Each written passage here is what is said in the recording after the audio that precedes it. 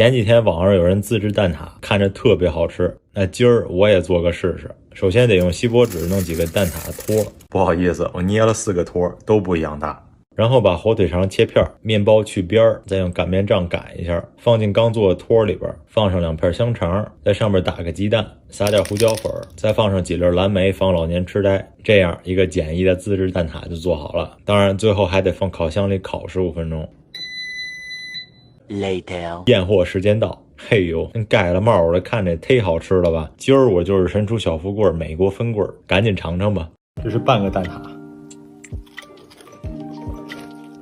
真的特别好吃。这个鸡蛋黄是有点像那个流心奶黄那个样子，再配上稍微烤的有点焦的蓝莓和火腿肠，特别的香。来一块完整的蛋挞。